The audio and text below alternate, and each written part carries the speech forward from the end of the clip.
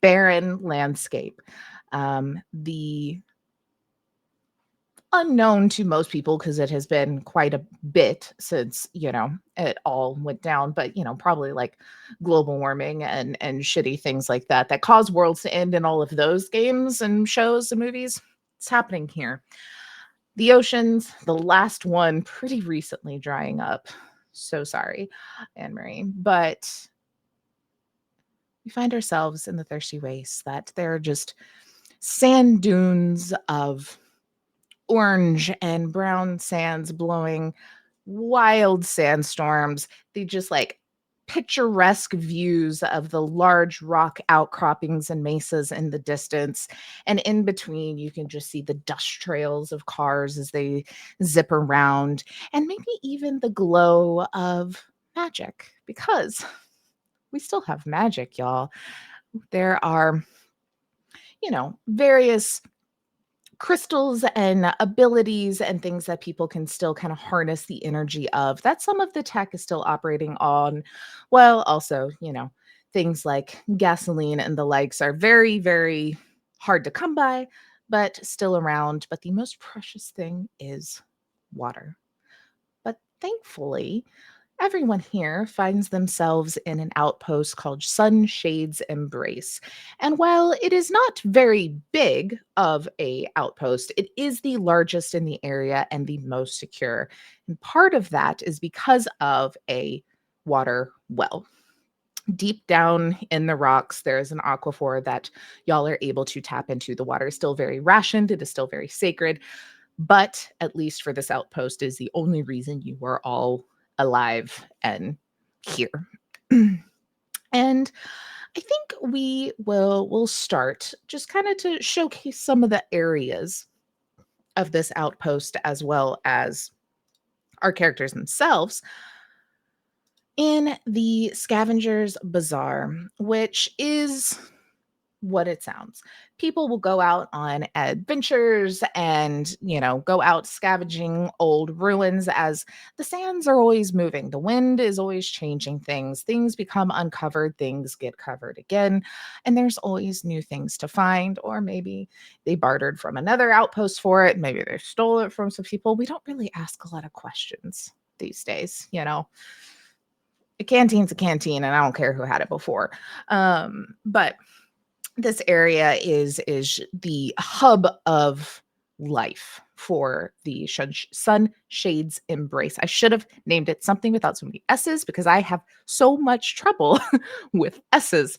Uh, but here we are. I didn't read it, I just wrote it out. Um,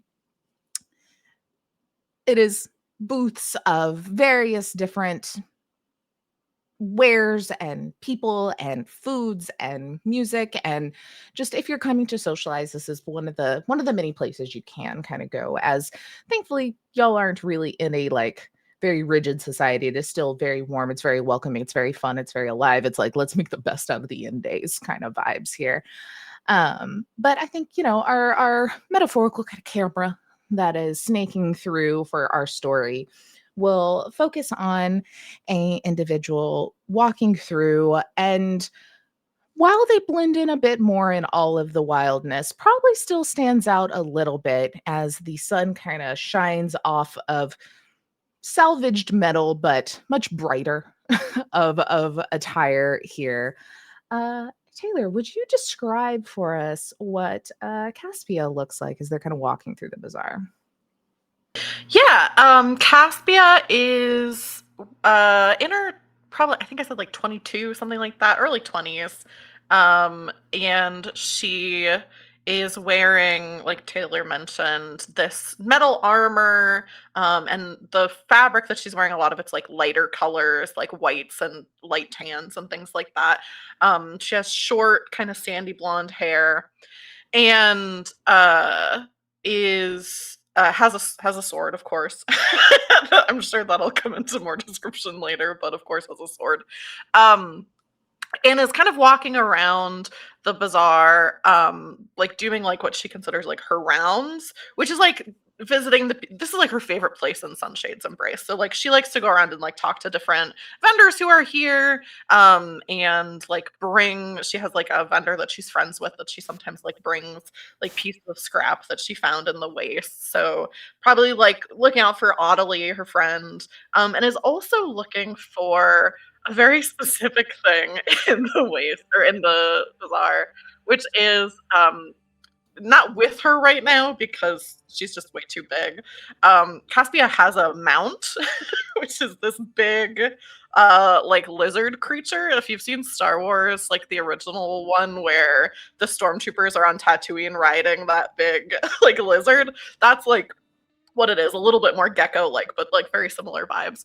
And Poppy, her lizard, only eats this very specific fruit called a rock melon, that are really hard to find. And it's like basically like a mutated cantaloupe, because cantaloupes are also called rock melons, where it's like literally like a geode, where like the outside of it looks like rock, but then inside of it is like this like juicy, sweet melon. And it's like the only thing that Poppy eats. So Caspia is like going around looking to see if there are any of those for sale at the vendors, and also like if Audley is around, that she can drop off some stuff. Love it. Yeah, you kind of look around, you, like I said, hearing all the different people yelling about their different things, conversations, laughs, all of that around you. But the food sources this time of year, especially when it's just been so freaking hot, are so like limited. You've got very strong, hardy summer vegetables and things that are a little easier to kind of grow within the outpost itself. Plus then like meats and things that people are able to kind of keep some livestock in areas. And so you're starting to get a little disheartened when I think you hear hey, I look around. Gatsby. You look over and you see, just like kind of like looking around a cart, a frailer old woman, just like wide-eyed, kind of looking at you. Would you describe, I guess it is your NPC, what you think that Audley kind of looks like as she's just Oh kind of yeah. creeping around? I'm imagining that it's like definitely the post-apocalyptic version of like I used to work at a flea market, so like I knew a lot of people like in real life, not Caspia. So I knew a lot of people who were like this, where very like look even older than they are, very like weathered skin, like smoking cigarettes for their entire life. Like that's definitely the vibe that I'm picturing for Audley, who's had like a rough life, um, Yeah. but has survived it. You see that she kind of looks over, she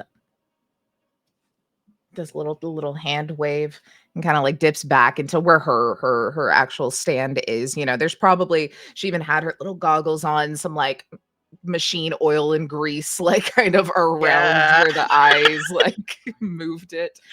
Um Yeah, I and follow her kind of curiously, like kind of like, sorry, Audley, is there a reason for the subterfuge? all right. Now don't say I never did anything nice for you, but I You would certainly, never say that. well, that's true. Sorry, I'm used to other people. Anyway, I saw someone coming in today, a farmer, and I nabbed everything up before that anyone else could get to it. All right. And you're like leans over and like tries to pick something up, and it's like, okay," and then just grabs one instead of the whole box, and it's just a solid fucking rock looking thing. She's like, "There's like 7 of them. Is this what they like?" Yes! Okay. The rock melons! Oh my gosh! I was wondering, normally I can find 1 or 2 here, but you've got them all. Okay, yeah, what do you want for them? And I start like kind of looking at like in my bag of like things that I have to trade. It's like, oh, well, I couldn't, like making a big deal out of like really trying to think. Maybe just I'm an like, IOU for now. I've already dumped out all the stuff in my back. He's like, stop. Pushes it all in, but then finds like one shiny, like looking little bolt things. Like, all right, I'll keep that one. Here you go. Okay, if you're sure. Poppy love. Do you want to come with me to feed them to her, or at least one to her? She probably can't eat all these. No, it's fine. Allergies and such. Gotta keep, Oh, I gotta keep her forgot. eyes You're on. allergic. I Allergic to forgot. lizards. Yeah, whew, it's a struggle. And she'll just, kind of like talk your ear off for a little bit on just like various things before you start to walk off, and like very easily can go find Poppy, kind of get this big old box of these like heavy ass melons over there. And I think as you kind of get to the side of the outpost where she's usually kind of roaming around somewhere, and you can grab her, you do see that standing next to her, like holding on to kind of like, I don't know if she's like a lead or even just maybe just like hand rested on her neck.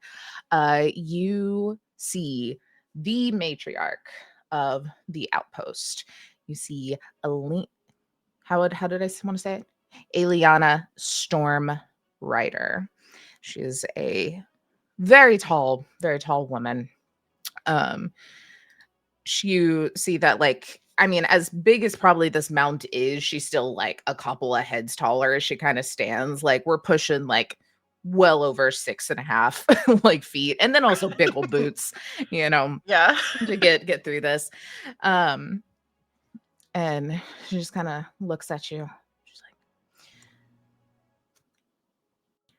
go ahead and feed them up, but I need to chat with you when you're done. Very Yes, serious yes, expression. of course. Matriarch. Would there be like a sign of like respect or anything that like people would do in Sunshade's embrace for seeing the matriarch, like a bow or something like that? Yeah, I don't know. I feel like there probably was for like the previous one. And then when she kind of came in, she's like, oh God, please no, as she is like a hardened individual. Probably does a lot of like really good predator handshakes, as like Yeah. greetings. Oh yeah. Well, I'll offer a Yeah. predator handshake. Yeah. Just like real strong. Yeah. Caspia like does that and says like, of course, of course. And I don't think I mentioned Caspia's built like a woman shot put player, like just like very, very, very muscular, very like broad. And so very easily is able to like hoist these rock melons, and so takes one and tosses it into Poppy's mouth, and it's like those videos of like when a hippo is eating like a watermelon or a pumpkin, like that's kind of a similar vibe where it's just crushed in her mouth.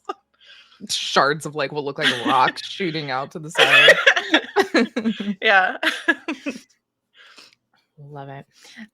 So yeah, you're able to easily kind of feed her, and then we'll say that the matriarch probably goes back to what is called the Nomad Citadel, which is kind of the head of operations. I'll kind of, once we get everybody together, I'll detail it out a little more. But it's basically a pretty badass looking like RV that has been repurposed, like it looked like it probably at one point in time did travel around, but now it is like stationary. And you walk in, and all of the council is here. The matriarch is standing there, and she just kind of looks at you and is like, we have something very serious to talk to you about. And then I think our camera will zoom out on that. And let's see, where are we going to go next? Let's go to the Embers Gathering, which is another part of this outpost here that is more of like kind of a hangout area, in the way of maybe there's like performances or talks and speeches and things. Like, it's kind of a more of an amphitheater with this giant campfire in the middle. People go to tell stories and hang out. All of you would have very intimate knowledge of this because you've lived here. But once you've kind of completed the nomad trials, which is kind of the way you prove that you can actually work for the outpost, your stone would have been added to this like hearth. It's like a very kind of ceremonial, but also like relaxed place. It's a very multi-purpose. Um, and we'll say we're kind of getting to that like mid-morning that probably the fire has died down a little bit from whoever had kind of set it in the morning. And we'll say that this time we've got Rolly. You are sitting in here kind of stoking the fire, looking around at people. Will you describe what you look like as well as what they may be doing in this moment while the we're kind of getting to that noonday time. So I'm probably making this fire specifically to impress a beautiful woman who was cold. Um, and like I was like, don't worry, I'll make a fire for you. But I don't actually know how to make a fire. I'm really just making it up as I go. Um, but I'll just do anything for a beautiful woman. So I'm just like, I'll figure it out. Don't worry. Um, I am a plus sized reptilian person that is the colors of the trans flag because of course. Um, Lots of horns, and also like as I'm stoking the fire, every once in a while my tongue, or should I say tongues, will poke out. And it's like one of those split tongues, but I can like individually control each of the splits. Just there's definitely no use to that. I definitely don't use that for anything. Um, and I'm just like also short and so gay and so ridiculously gay. Yeah, and I think that there is this woman kind of sitting probably pretty close because like you said, she's cold. Um Mhm. and has a couple of like little scarves and things as y'all are kind of nestled up against a big cliff, the sunshade. So deserts get cold. It probably takes a bit, takes till the sun hits for it to really finally like warm up.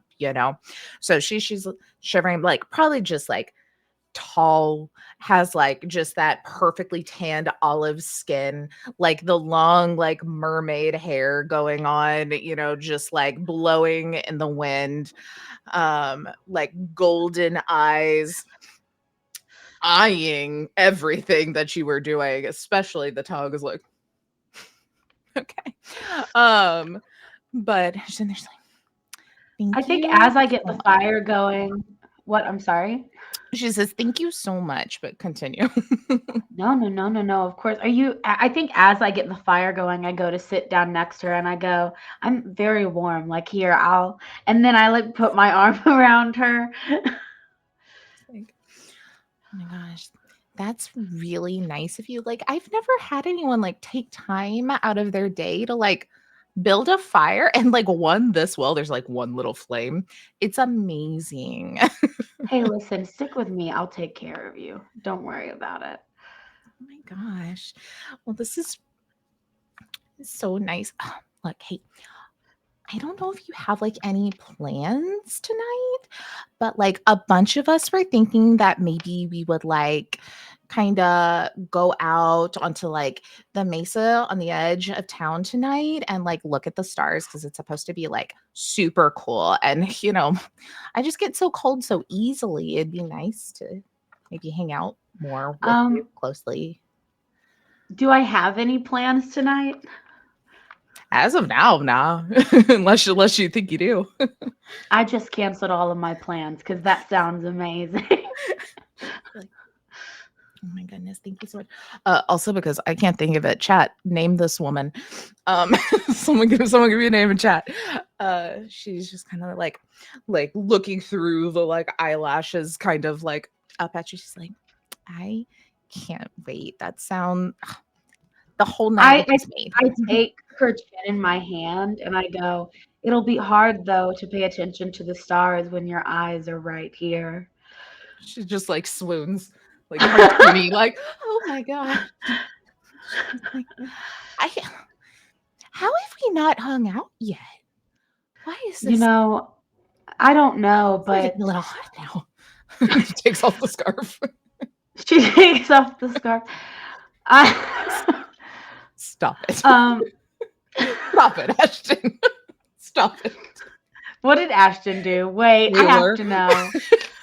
Said to name her Taylor.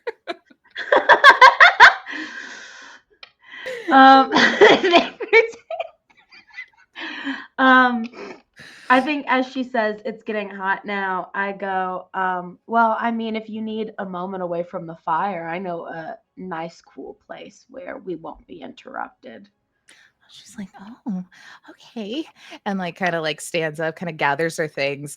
And as y'all kind of turn to walk towards the door, you see Caspia standing there at the door. As Caspia, you've been given orders to round up a few folks for more chats. And Roliat is one of them. It's just this for 5 minutes. Roll and me going like, Taylana,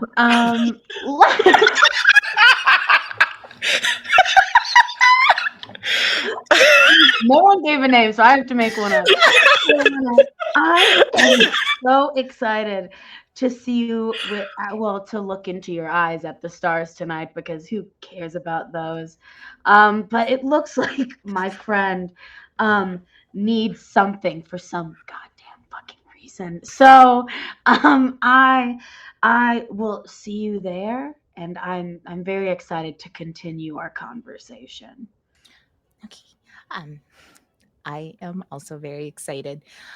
I'll see you later. Rolling kind of like Good. smiles and then looks to Caspian, like, kind little like, hi. And then kind of like scurries off to the another door and out into the bazaar. I follow. Ashton. Cool mates.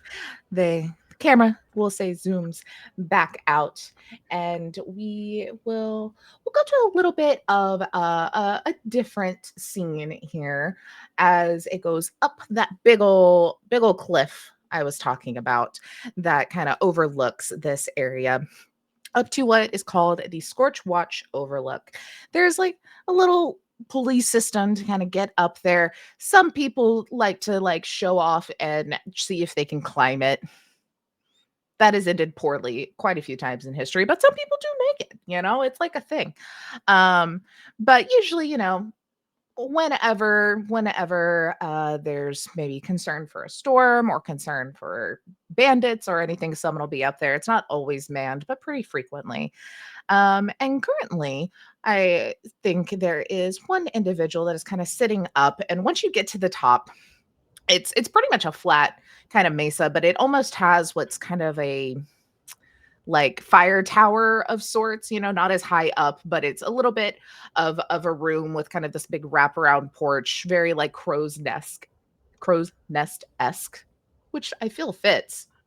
As Anne-Marie, will you describe what you look like and what you might be doing currently? Yeah, so Anne Marie is classic pirate garb, like a pirate hat. She's wearing a very revealing shirt that shows off her huge bazoingas, just giant, just the biggest you've ever seen. And and she has like some of her tattoos are poking out on her back. She has a bunch of naval tattoos. That includes like a few birds, some skull and crossbones, and on her back, just like a giant tattoo of a mechanical kraken, just like reaching up to her shoulders. And she is standing in this little kind of crow's nest with a spyglass, looking out for anything interesting.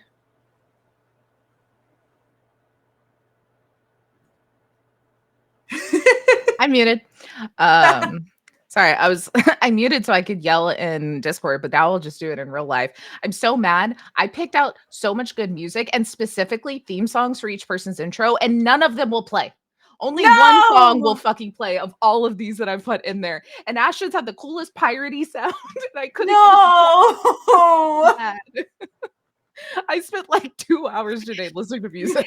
Hey, join the Discord and maybe we'll throw them in there so you can. You can then imagine listen it. to 'em. Oh, anyway. So let me just delete that bitch. Okay. So you are kind of looking through the spyglass, getting a good look around. And I mean, it is the wastes.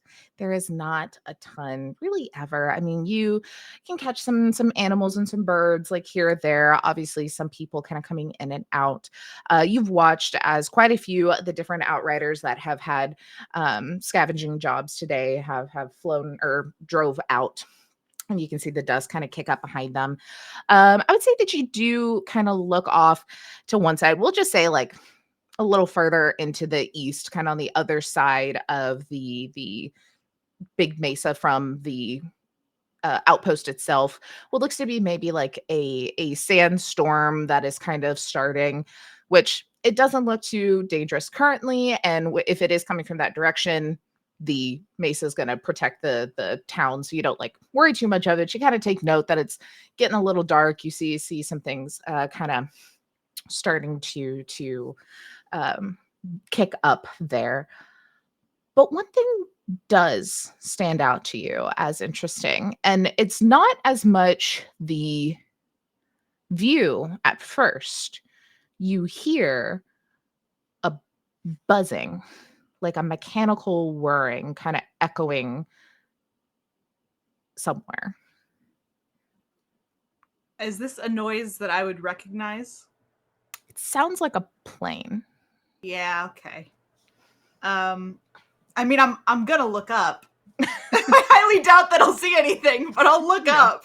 Yeah, you kind of have to cover from the sun as it's starting to get a little closer to midday, and look up, and the sound gets a little louder and a little louder, and it's kind of, I mean, not exactly, because obviously it's not a freaking fighter jet, but it's kind of one of those things where the sound is very clearly not where the image is. There's a little delay by the height. It's not as fast as that. It's things are more rudimentary for y'all's capabilities in this time. But you do see a kind of speck heading off like further north in the distance, a little squadron of, we'll say, like 4 planes kind of at a little bit of a V, like a goose will fly vibe. Very unmistakable, the like bright like neon blue and yellow paint on the sides of these, which also look very familiar to you as they just kind of keep flying in the distance. And you can tell too that it's like, the like the sky riders that have Mhm. they've got something like that they've like made a little like trail to be like, see me kind of vibe. Okay. Cool. I'm up here like all alone, right? Currently. Awesome. Yeah, I'm gonna I'm gonna get up and I'm gonna start making my way down. Like, done with this. You head over to the kind of the little elevator, and almost as soon as you hop on, it starts going without you doing it, like someone is kind of pulling it down. Mhm. And you look over, and way down there, you know, you get a little closer and you can tell a little more, or your spyglass, you can tell a little more. You see Caspia standing at the bottom, looking up as the Cool. person that kind of mans the elevators doing the pulley. When I'm about halfway down, I'm gonna yell to them and just say, "Hey, Hey! what do you want?" You're needed at the Citadel! Gross. Okay. The elevator And then will there's go just down. silence for the rest of the ride. It is a Very long ride gross. too. It's like 5 minutes. Like doo, doo, doo, doo, doo. As we'll then move to another part of the time. We're just like showcasing our outpost. I love this. Everybody's like made sense to be in different places. I love it. As you know, the bazaar was loud. The embers gathering, normally loud, this time pretty hot, and then possible danger up in the Scorchwatch Overlook. But now we go to somewhere a little more serene, a little quieter, kind of off to the side. Kind of if you would go further around the embers, gathering away from the hustle and the bustle of the bazaar, a little closer to kind of maybe where people live, but a little closer to the cliff and the well, kind of a more toned down area. We find someone at the reflecting pool, which is, at this time of day, probably gorgeous, as the sun has now pretty much, it is directly above and is able to shine on everything in the outpost, as we see this like very thin pool of water that kind of like stretches out with these little pieces of glass kind of sat on the bottom of it to make this reflective look. And especially now with the sun hitting on like little rays, the reflections from the water, but then little rays of kind of rainbows and light kind of start dancing around. Like I said, it's very thin. This is a very well respected, because like I said, water is like a resource that is in need. And so that's very, very minimal, just enough to give that little light change. Marion, will you describe what you look like and what they may be doing in this little bit more tranquil place? Sure. So Marion currently, as they are an automaton, has sort of a side cut, long, light pink hair. And you can see kind of the circuits that kind of glow. They have blacked out eyes with bright blue pupils, and they wear a lot of color. That's really intentional for them. They dress a little bit weird. They like to be very, very colorful. So kind of a clash of blues and yellows and all of these different vibes. And they're on a date. They have brought somebody to the reflecting pool because this is their favorite place in all of Sunshade's Embrace. And so as the sun is coming through, and it just hits the right angle, Marion spends way too much time here on their own. But the sun hits the right angle and they're just standing above, just like, okay, it's happening. Just watch, just pay attention. Look. And whether or not their date is interested, Marion is like really zeroed in on this. You're muted, Taylor. What does your date look like? Like what kind of individual is here next to you? They are a femme person. We'll say blue hair pulled back in a braid. Taller, very muscular, very toned. Probably not dressed nearly as brightly, and they have like a really sharp, angular face. I don't have a name either, so I will leave that up to everybody else to decide. I'm gonna come up with a name before it becomes Taylor. I'm gonna steal what Blair had earlier, but I'm not gonna say Barbara. This doesn't feel like a Barbara. We're stuck with the Kelly part. We'll take the second half. Or maybe she goes by Barbie. No, Kelly. Yeah, I think, at first they're kind of like, I know this place. And then I feel like, as it is with most people, if someone else is like excited about something, they like, it's a little infectious. It's like, oh, okay. Oh my gosh, what? And then we'll kind of like look over as that light hits and all of the bright shines, and it almost like sends like a flash of light up the side of this like cliff for a moment as it initially kind of hits.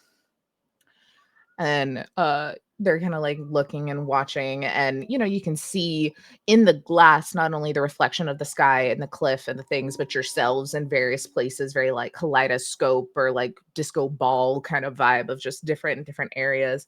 And big old eyes. I was like,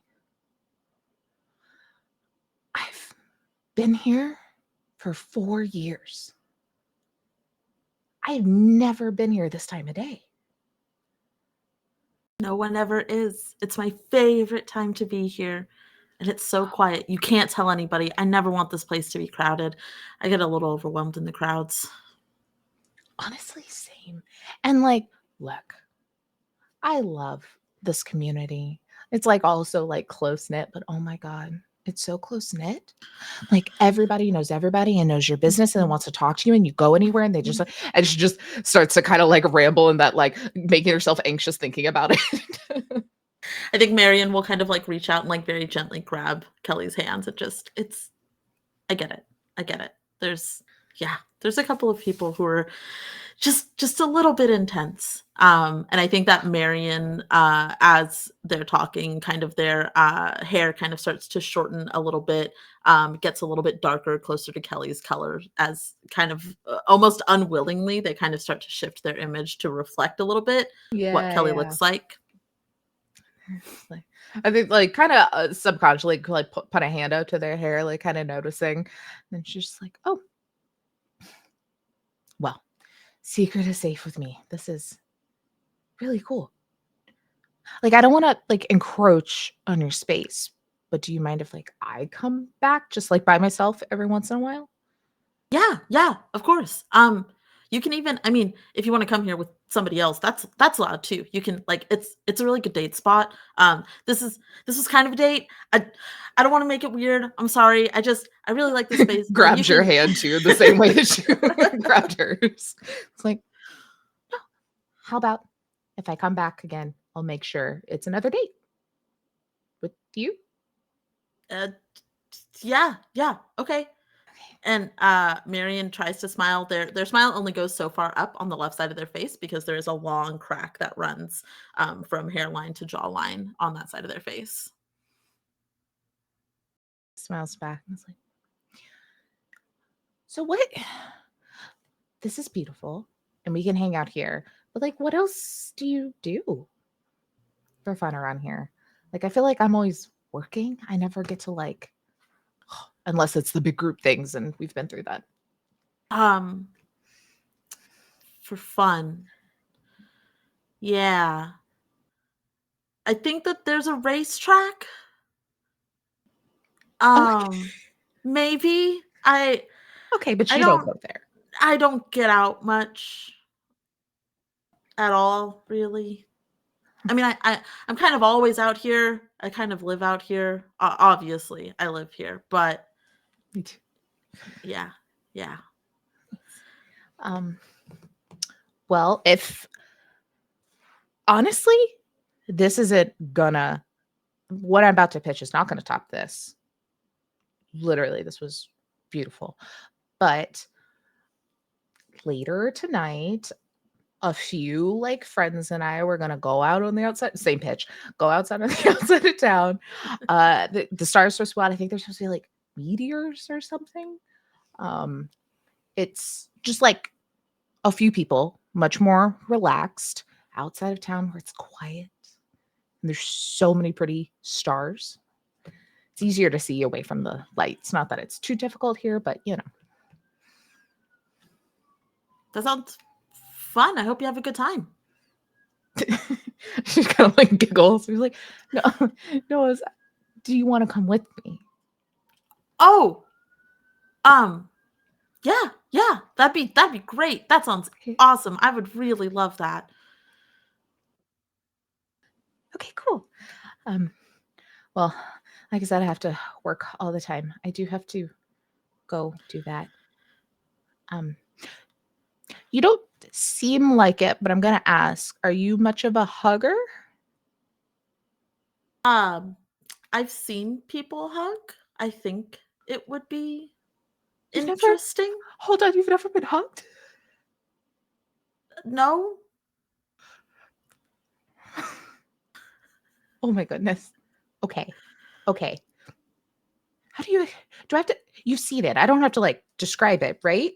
No, and like puts her hands up. Marion puts their hands out like T-pose. Doesn't really understand. Just T-poses in front of Kelly. She just like grabs one of your arms and kind of like around, and then the other one around, and then like the Jesus position. Exactly. And I was like, gonna bring it for a hug. And like you said, big, muscular, like it's a good hug. It's a good like bear hug. And so just like kind of like does this little squeeze, like does not expect much in the way, then probably has to also like, okay, and now it's done. It was Excellent. Yeah. Yeah. That's the best hug I've ever had in my life. I'm gonna take it. It's the Yeah. only one, but I'm gonna take that as a really good compliment. Well, I don't want to keep you from work. But I'll see you tonight. Yeah. You want to just like meet here, or Yeah, do you want to that like meet there? sounds Okay, Yeah, that sounds great. cool. Then I will meet you here. I gotta go lift engine blocks now. Like walks off. Truly the Again. hottest job she could have had. Like as soon as you said it, I was like, oh, okay. Kelly's hot. Kelly's great. I love it too because, like, as she described her, my mom has this like friend that she's known forever that like is the hottest fucking lesbian. Like and you were describing her perfectly, and she's also like a mechanic. And I was like, we're gonna keep it because her name is also Kelly. So when I saw it, I was like, we're just building. Like, I see the pictures of them when they're younger, and I'm like, oh my god, mom, how are you? Listen, we've all straight? met these lesbians. Yeah.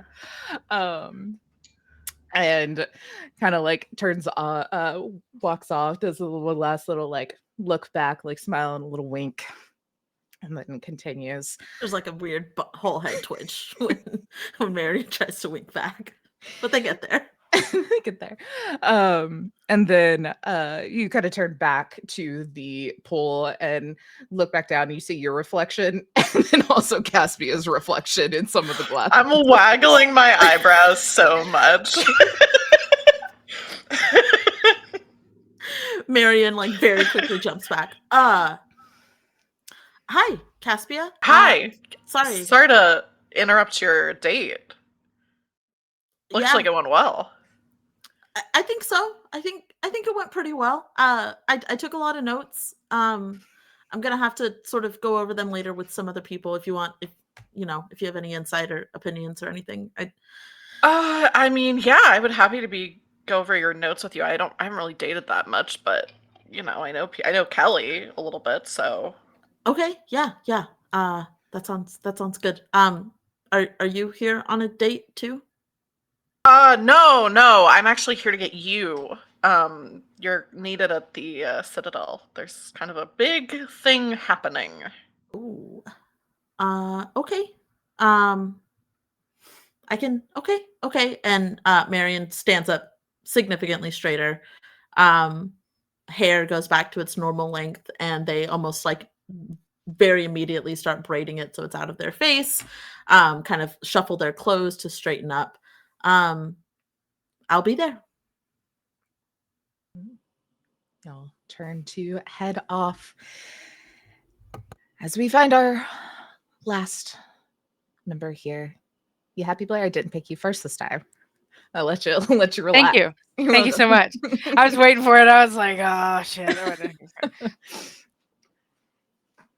Roar of engines, car engines this time. The dust is just hanging in the air like a fog, as there's just so much, as you can hear all the different cars. There's not a race happening, but people are in there kind of like doing their thing, running around. Well, I guess I'll say that you're probably outside of the track currently, as I think maybe your car is not raceable, I think is where we left off, or has it become raceable again? Like, has it been fixed? Well, my car's probably has like some wear and tear from the last race, and I checked my notes. My sister's mechanic shop is like right next door to the track, so that's probably, and I'm gonna name it. Oh my god, Bolts. Kelly works there. Kelly works. Oh my god, Kelly works. I know Kelly too. But it's called Everybody Bolts knows with Kelly. a Z. Everybody knows Everybody Kelly. knows Kelly. At Everybody. least, and that's the Everybody problem. knows She Kelly. hates that everybody knows her. She freaks her out so much. She's been here 4 years, but everybody knows her. Look at her. There you go. But yeah, I hadn't written this down, but I was thinking about it, and it Bolts. could be bolts with a Z exclamation point. So I kind love of it. like in like a Zap kind of font, except Ooh, it's yeah. bolts. Is the O like a tire? Yes, now it is. Yeah. Beautiful. Beautiful. Yeah, you walk up to Bolts, probably trying to get like a few things kind of fixed up so at least it's race ready. You go like it's midday. You go to just like open the door and walk in and it's locked. Could you describe to the audience one what Rumble looks like and what they may be doing in reaction to the locked door? Yeah. So Rumble is about 24, quickly checks notes for age. Yeah, 24. She is kind of like a fit young woman. She has this kind of chestnut hair that is,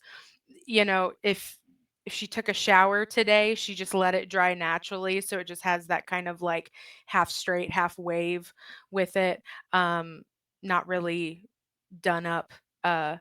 Maybe like t- like if like a hairdresser inspected it too much, be like mismatched links because who knows when she got her haircut last. And she's wearing yeah. It's not styled at all. She's wearing kind of like since it's the desert, it's kind of like I guess like a bomber jacket would be it, but something that's still like breathable with like um a scarf that could protect from any kind of dust, and then like skinny jeans and boots and whatnot. Um, if she has like any makeup, it's like basic and probably 3 days old.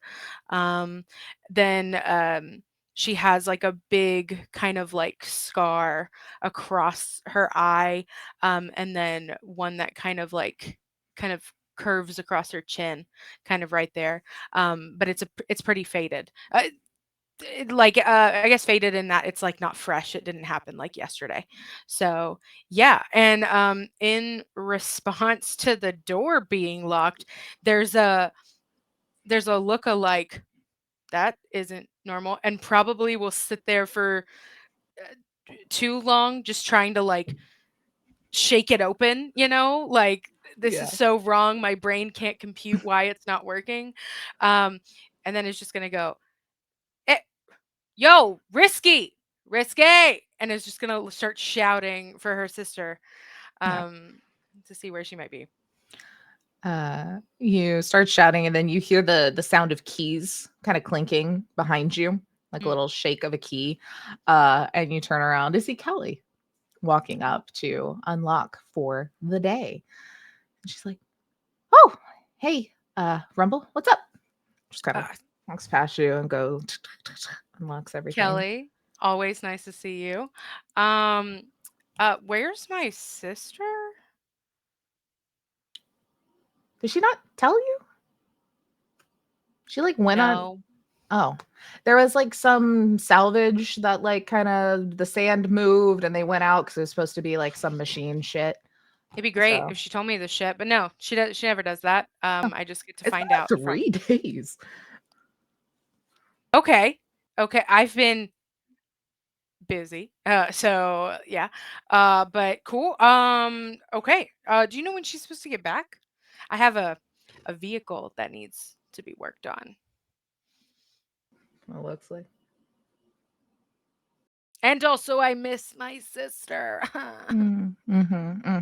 So he just like walks in, starts like kind of opening up the windows to get the light in Mhm. and such again. I feel like there's probably very like minimal electricity, that there's probably still like a windmill like off to the side that gets like very little, so but a lot of solar. We're a little solar punk but still not beautiful solar punk because shit still sucks environmentally, but that's the vibe. And so we'll kind of turn on the couple of little lights that they need in the middle, opens up the big garage door, and kind of like looks at it and just like motions like bring her in. It's like, I don't know. She said she was supposed to be back yesterday if it was easy, today if they had a lot of shit to do. So probably should be rolling in today. Okay, okay. Make note that I need to kick her ass when she comes back, so she'll finally tell me when she leaves. And we'll do like kind of the put it in neutral and like push it forward Mm, to like get it in the spot.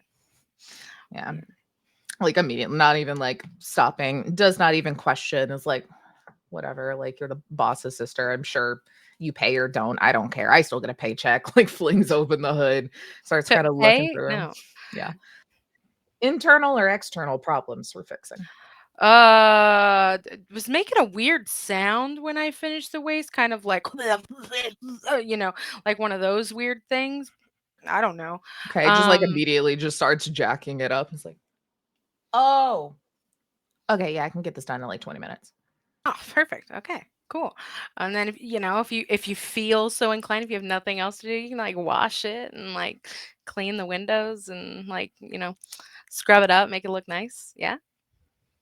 You know that like you've asked this every time and it's never worked and is never going to work. But is this like a fun thing? Do you want to like keep up this ruse? Like someday I'll actually clean your car. I mean, maybe one day you will. We'll see. We'll have to see. Just Mhm, kind of mhm. do horrible finger guns as she like backs out the garage. Yeah. All right. And just goes and like grabs like I don't know car parts and just starts getting some shit. It's like I gotta clean out the oil, gotta replace some shit. The fender's all fucked. Like exhaust doesn't even it's not even there anymore. Where did that go? Yeah. And just starts like messing with it. Yeah. As you hear a little knock on the door frame, and hey, our Nick Fury is here. You see Caspia standing in the door frame. Oh, if yeah, Rumble instantly like turns around and kind of goes like, "Oh, hey, Hey. Caspia. Sorry, I didn't call back. I've been, doing stuff. But that's why Okay. you're here, right? Because I didn't. No, I didn't realize I was expecting a call from you. I just like Sorry that I you didn't wanted. call. No, like I figured you're back in town and would like want to hang out with me because. Kelly But rolls out from under the car on one of those like little like rolling beds and just like watches. I also kind of look at Kelly like that because I saw the date earlier. Just like rolls back under the car. and Well, I guess I would like to hang out because actually kind of a group of us are hanging out uh, to do something for the matriarch. yeah, yeah. The group hangout is the best kind of hangout. Cool, totally, yeah. Probably Um, bring weapons. oh, it's that kind of hangout. Okay, okay, okay. I I can think vibe. so. I can chill. Who wants us? The matriarch? Haven't hung out with her before, but okay. Um, so weapons. Anything else I need to bring to this shindig? I mean, I'm assuming you can come back for your car later. We'll probably need it, but the matriarch Just a will tell you thumbs more up about comes out from under the car. it. Thanks, Kelly. Flips you off. Goes back. Just kind of like wiping the sweat off her hands because she's not in what would that be? She's not invulnerable. Is that a word? To embarrassment. So just like good day, okay. Um, and yeah, we'll just follow. Um, grab whatever kind of weapon. I didn't even think of what weapon she would have. Shit, I gotta make I that mean, a up. sword, I'd hope, at least. Yes, yes, yes, she does. Um, It's magical. You can make it operate when you want. It's a little magical girl. So, that's the magic in it. Um, and one of those little like shitty blasters from like Star Wars and stuff like that. yes, Yeah. absolutely.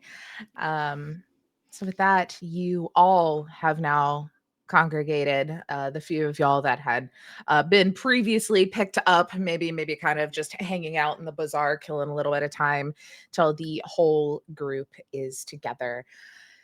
You walk past and through the hustle and bustle of the Scavengers Bazaar and up to, like I said, a badass looking RV, even though it is clearly like it still has wheels. It could still, if God forbid y'all needed to pack up and fucking go, like it could, but like it's pretty well stationary. But it is the home of the Nomads Citadel. This is like the symbol of toughness and adaptability and that kind of like free spirited nomad life, like very integral to the Thirsty Waste, but definitely I have to look at her name before I say it every time. Eliana, the matriarch, as that is kind of how she had to live her life till she became what she is. Like I said, that she runs the show from inside the RV as well as all of the council. This is kind of where they do their chats, their meetings, let's talk about the survival of our freaking outpost, serious shit. You all walk in. The council is not here. The only person that is sitting here is the matriarch herself. Inside of this, it is like super like mashed together mix of like resourcefulness and makeshift things. You've got like salvage furniture, like these very clearly handmade DIY like maps of the area. You can smell like incense kind of burning to kind of mask that just like dirt desert smell that is everywhere else. So it's a little bit of a reprieve. You're like, oh, that's kind of nice. You see that it's even kind of cool in here. A few places have these though, only really for important meetings. There's like a little swamp cooler. I don't know if they have a more proper term than swamp cooler, but where it's like you put water in it and then it blows air. And so it's like cool, but it's really humid. You've got that cool humidity, but it's like, it's something that like is clearly been turned on for this meeting that is happening in this very small space. In the center of this RV, and when I say RV, we're talking like probably like tour bus kind of vibe, like they're really big, really tall, got lots of space with this whole middle area that maybe once was like the living room kitchenette has just been like gutted and kind of rebuilt and now has this big table in the middle with all these chairs. Is that all makeshift? And sitting at the very head is the matriarch. Okay, it says she's a very tall woman, and even sitting in this chair seems to like tower and take up so much space in this room. Her dark skin is like leathered from just time in the sun. You see that her wardrobe too, super weathered and has been through like more storms and bullshit than y'all have probably had like hot meals in your life. Like she's clearly been through shit as like pieces of fabric and leather kind of patch it all together. She's got this like kind of cloak on that has kind of wound in it, like kind of like pierced in it. And also she has like really salt and pepper hair that's like braided and then has kind of the big like puff on the top.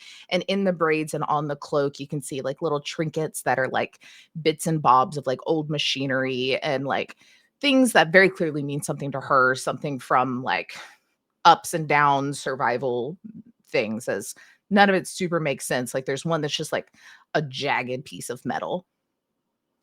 Means something.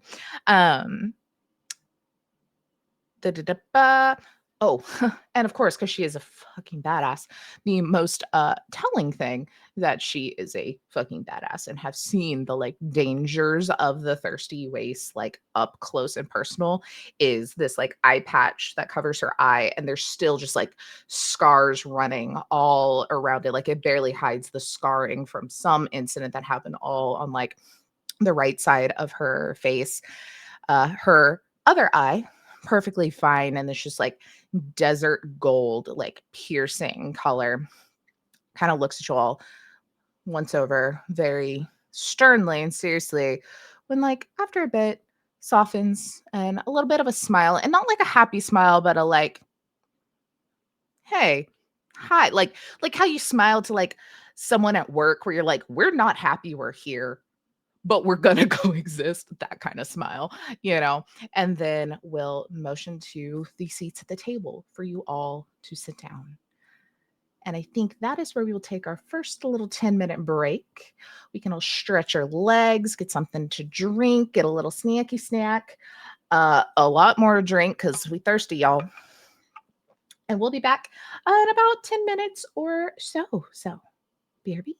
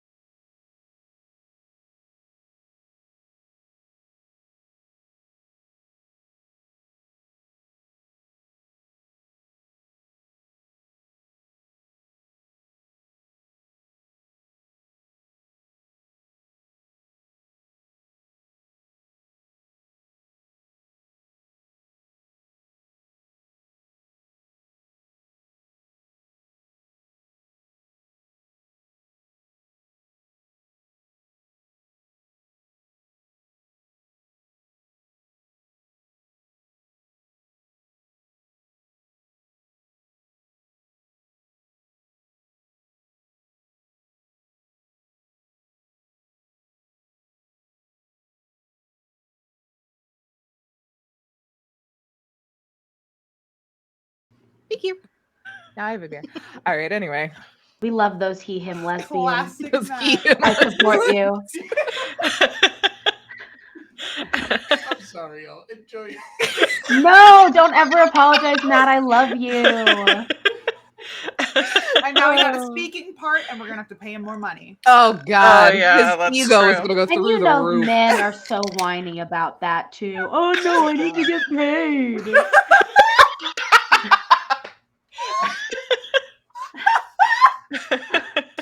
Oh Lordy. All right. Okay. Wage Cheers, gap. everybody. I don't know. I need more than you. All I right. need to be the breadwinner.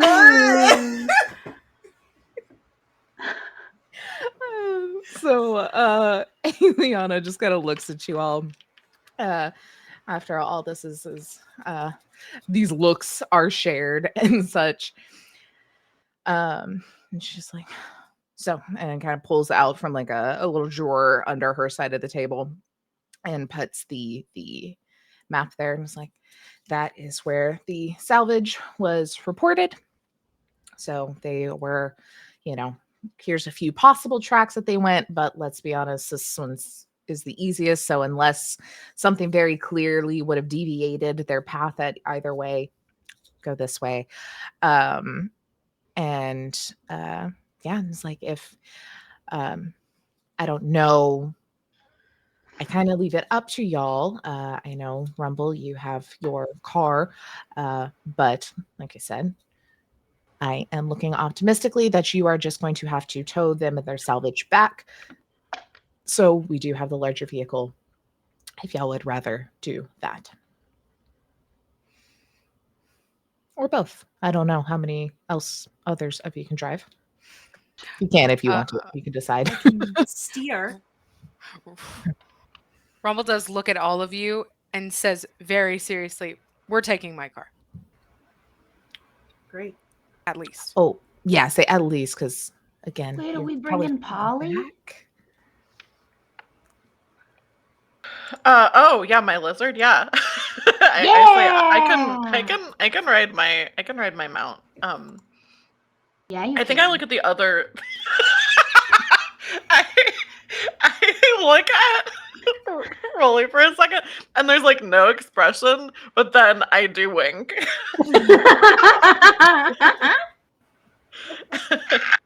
Just an expressionless wink is the funniest thing for me.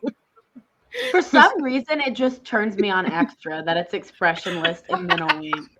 It's the Lucille Bluth wink, where it's not a wink; it's just one eye closes. Yes. Oh, love it. Can any of you drive? Well, question, Taylor. Mhm. When I'm looking at the map, is this area that we're looking in the same direction as the things I saw earlier? Yeah. Yeah. Yeah. Okay, So cool. it's like, they kind of went out and headed like north for a bit, and then it looks like the salvage would have like had them veer a little east, but like a good bit. So Okay. Great. Great.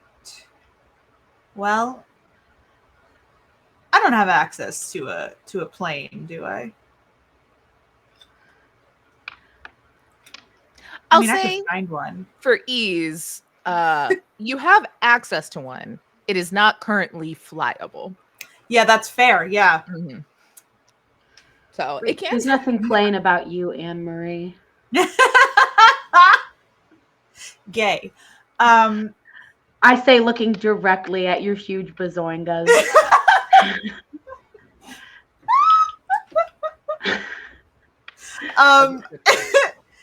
Yeah, okay. So I don't have one, but if I find one out there, or somehow we manage to steal one, that'd be great. I got that. Absolutely. I feel like it's like integral pieces of it were damaged, and it's just like you need other ones to fix it. So it's like you could salvage, or you could just steal another plane. Like either way. Yeah, I'm on the lookout then. Got goals set. Episode 1. Ow. So. I'm sorry, that was so funny. How dare no one laugh at that? I got goals set. Ow. It was so good. Stab myself my own nail. So would you like to take a bigger vehicle or hope that if you find them, you can just fix up their car? I mean, the mechanic is there and they are not back. So Yeah. Okay, I mean, here's the thing. I know how to steer something. what are you gonna hit? Sand? Like you can probably learn eventually. It's just the foot part that I'm not as comfortable with. But I can figure it out. It's just one. I'm also See, not and that's super what's comfortable confusing. with feet either. I get that. Yeah, there are two of the buttons down there and 2 feet, and you would think that the 2 feet go on the 2 buttons. You actually only use one have foot. a clutch, so you would technically use both. Okay, now there are 3 buttons and I only have 2 feet. You can shift. They're like close. That's almost impossible. I need full concentration on the direction that we're going, and I need to focus on steering to make sure that everyone in the car is safe, including myself, mostly myself. Right. So can anybody else drive? And she'll like look. Very like cancels that option. And anybody else? I have seen people drive. How do you feel about the foot thing? I bet together we could figure it out.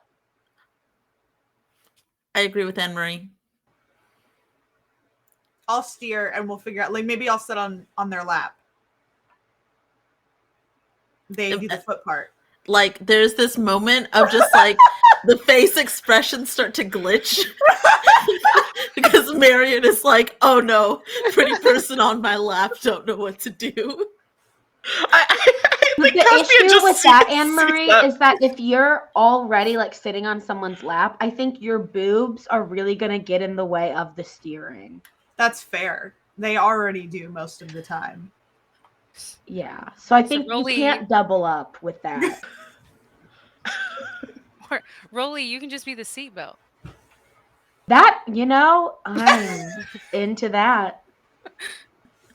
We can do that. Actually, I support this plan now. Okay, it's just you all is just like you can figure it out. I think you can figure that out. If we are not comfortable in a second person driving, you'll be in a fast car. You can just come back and report what you find, and another team with a bigger car can come out. Maybe people will be back in by that point in time. Hopefully you can get close enough to radio us and we can pass like someone on the way can get it when they get into range. Because y'all have like radio communication, but very short range. It's like walkie-talkie vibes, but like a little bit further. Rumble, how many bodies can you fit in the back of your car? Comfortably or uncomfortably? Well, they don't need to be comfortable. All of us. Totally. Yeah. And if you guys know anything about Rumble's car, it is like I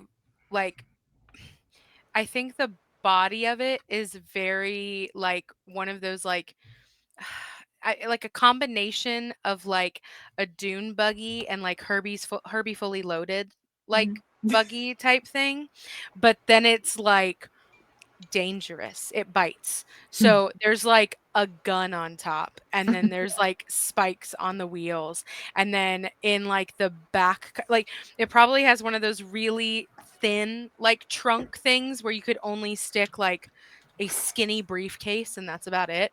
But she has somehow wedged the biggest sound system and you hear her from all the way across the outpost because it's that fucking loud. Hence the nickname. But yeah, so we could all fit, but there's definitely not supposed to be a fifth seat Right. in that middle. Somebody's got to sit on the hump, you know? Yeah, I I volunteer. I love the hump. That will not be a problem. I think any of us would enjoy sitting on the hump. And I'll be on Poppy. Right. And I was specifically referring to how many corpses we could stack on top of each other. But you know what? Your answer was fine too.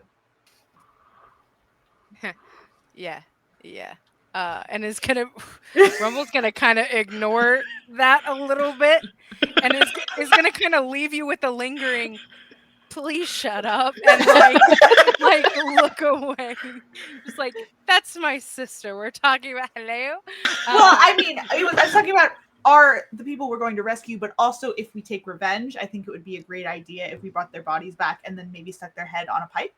If no, again, y'all can decide this outside of please. Yeah, let's go out. Let's go look at your car, Rumble, and then we can probably. Oh, sorry, my apologies, matriarch. It's fine. Goes in for the handshake. Yeah, it's really strong. Pushing too many pencils. The RV shakes with the impact of the grab. It's like the opening of Adventure Time. Absolutely. Marion lines up behind Caspia for a handshake. You get one a little less tough, as she's not sure if you can handle the whole RV shaking amount of a handshake, but is fully like very excited to get you out on the field. Yeah. Cool. I go in for a handshake as well, but I say I can take it. She just slow nod. Yes. But do you take it? I take it. I'm so sorry. Like I'm still stuck on your big boobs. Have y'all seen the TikTok trend of those thirst videos where it's like hit with the bat and then it's like duh, duh, duh, duh, duh. That is the handshake. Yeah, I was about to say, the way that you put your hand out, I was like, I feel like she grabs a boob. Yeah. Like she misses the boob, but it's mortal. Visible. It's the Mortal Kombat, like the boobs just going everywhere in different directions. As Question though, wait, what is our matriarch's name again? Eliana. Eliana. How long does Eliana look? Oh, she is all business and very respectful. Does not look. Damn. Yeah, you're gonna have to work a little harder to get her to show interest. It was right there in her face. I just wanted to know. Oh, I mean, honestly, let's be real. She's like 6'7" and has to look down at everybody anyway. So it's not very hard to get the glimpse while looking at someone in the eyes. Like, yes, and the shirt is extremely low cut. So. Yeah.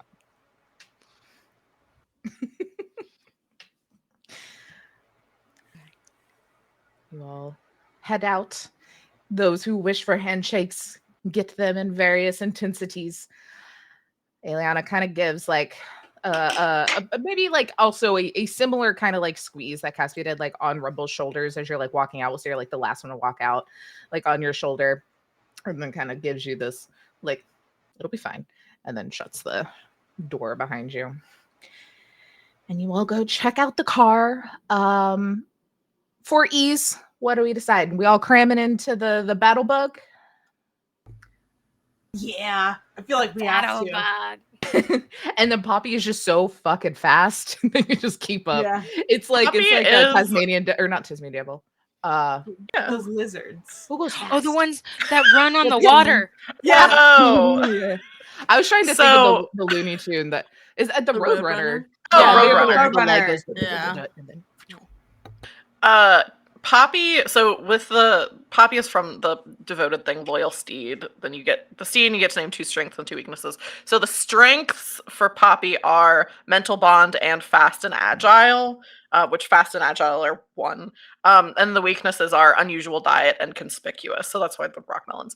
So fair. I do think Poppy can keep up. Probably not if the car was going like full speed, like racing mode. Right. But But a Poppy is normal fast. cruising, like going fast. Yeah, like a normal can keep up with the car.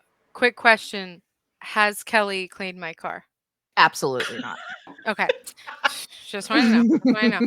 I think that like Rumble will notice that and be like, damn it, little like rock kick, like of darn again. But she will grab kind of like one of the like the just dirty rags, it's a shop. They got like dirty rags all over the place.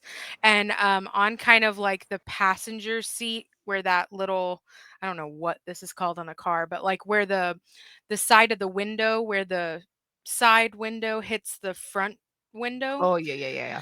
she will take the rag and clean that part off because it has the name of her car and it's just Revelations down the side. And that's the only part she'll clean.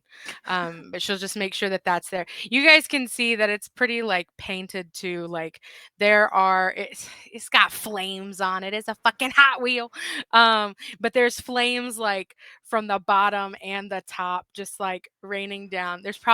She's probably like etched in like little people, just like little stick figures being like, just like all like around the sides of it. Yeah, because that gun rains fire down on everybody behind her. So that's kind of like where that came from. But yeah, she only could cleans that one part. say if we wanted to make it fit a little better, if at any point Poppy doesn't want to be like written, because is it like a summoned mount? Like is that kind of part of it? Like she's just there around. She's just there. She's like a real animal. It's just that we have a mental bond. Okay, cool. I don't know if that's what you were asking. If it's like D&D where she can be like yeah. summoned into existence. No, she's just like a real ass animal. Love it. You could also say that if maybe wanted to be able to be a little more battle ready, but also have the space that there's like a place to bolt in a gunner chair. Oh. For the battle bug. Like it's not there, but you yeah. can just like bolt it in if you wanted. That like rides up on the top. Mhm. There's no protection whatsoever. It's just like a cage, that kind of it's like a bullet's still gonna get through. But yeah. It's somehow also in the trunk and it's like a fold out little like the what's space. Ghostbusters, the newest one, where it's like the teeth that comes up the side. Yes! Oh, wicked. I was thinking like that gif of Jason Momoa that he's at like a soccer game and he just like takes that chair with one hand and goes pa. It's like that, but then you can like put the cage on top. Love it. All right. I'll say you all kind of round up and Rumble's cleaning the car. Kelly comes back out from like around the back working on another car and kind of sees everybody here, and then eyes kind of dart over to Marion and a little blush, little smile. It's like, oh, didn't know you all ran together. What y'all up to? Hi, Kelly. Hey. Everybody knows Kelly. I think just in the back office, you just hear, "We gotta go save my stupid fucking sister," and it just like echoes like in that like back, like she's pissed, and just like ready to get going. But it's enough to where like whatever can keep happening here, you just kind of like hear that echo in like the background. Oh shit! So like she's gone and not like a normal way. We'll see. Maybe, hopefully in a normal way. Like maybe they just got a flat tire. Maybe they're having fun. They created a festival in the desert. You never know. Maybe she's Sully's stupid face and looks fucked. so darkened. She's like, yeah, maybe.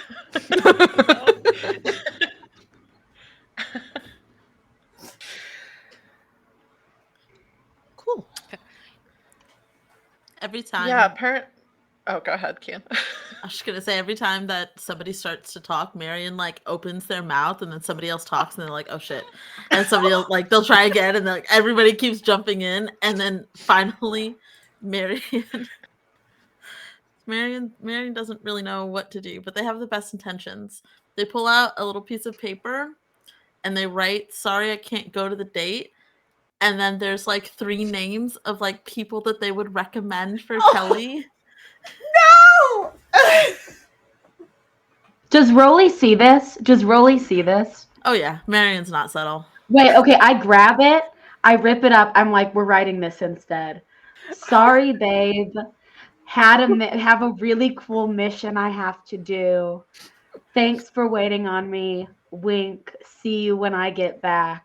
We'll have a great time. But what if she doesn't wait? I want her to have fun. She'll wait. Okay. I come around. I'm gonna pat Marion on the back. She'll wait. She'll wait. Okay. You're hot. Kelly's She'll watching wait. this like 6 feet away. Like, Yeah. I'm gonna fold the note in half and I'm walking over to Kelly and I'm gonna give it to her and I'm gonna say, my friends approved of this message. I'm gonna We all watch her open I it. heard. I heard. Like, she doesn't even like really open it because she heard it be written. It just puts it in her pocket. She's like, "Well, wait." Points at Anne-Marie and then points over at Rolly. And have our second date when you get back at the place we Yeah. do not mention. Yes, yeah, that's great. And I turn around and I do one of those cheesy thumbs up to Rolly and Anne-Marie, just like Kelly does the same one. peeks around. It's like, yeah, got it. It's the, oh my god, 2 women might kiss thumbs up. We love it. I give Marion a little elbow and I say, "Oh, you're gonna get to go to the place we do not mention." Yeah, stop talking about it. You're not supposed to know. Caspia. Oh, I mean, like, No. you know. I don't want it to get super crowded there. What are you guys talking I'm about? not talking about the place. I'm not talking about the place. I'm talking about, you know. What place are you guys talking about? You guys got a I place? don't think I know I'm anymore. talking about the genitals. What? At that, Kelly just backs out of the door.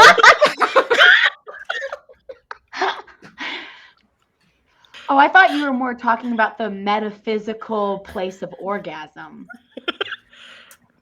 Yeah, that too. It could be that. There are many places. But There are many here's the places we did thing, not I mention. talk about the genitals all the time. So I was trying to like, do an that doesn't work for entendre. me. It didn't Yeah. work. The entendre didn't work. Okay. Well, It was a good try, though. I wink back at Rolly again. No expression. God, it's so hot when she does that. I don't. Looks like a twitch. Like it's nothing. Just- Yeah, but that's what makes it hot is that it's weird. Oh my gosh. Y'all ready to leave the outpost? I guess. Zoom, zoom, zoom. As ready as we'll be, I think. All right. You pile in to the Revelation. Was that what it was? Revelations. Revelations, yeah. And then grab Poppy on the way out of town. She's already starting to like. I feel like you can't keep Poppy. Oh, before we in here if leave, you I tried. absolutely like roll around and play with Poppy like she's a big dog. Poppy! And scratching behind her ears. Yes. Which are just holes. Scratching behind her whole ears. I love it. Yeah, she like met y'all as y'all were walking because that like mental bond just kind of knew can't keep her pinned even if you tried. Probably just like steps over things and like or through things or Yeah. whatever. And yeah, I feel like you know, like we all know like a friend who has like a pet, and you know that you're that pet's favorite friend. Like when you just come into the house, it's like they can't handle it, just going wild. That is fully what has happened. And there's a little play moment as the last little preparations. We'll say that a couple of the folks from the bazaar on the matriarch's ask has like brought some extra drums or like little tubs of like water and some like food just in case y'all need to be out a little longer. Water for obvious reasons, and kind of get y'all all set and ready. And then for the first time, maybe for some, the first time in a long time for most, you make your way out of the town.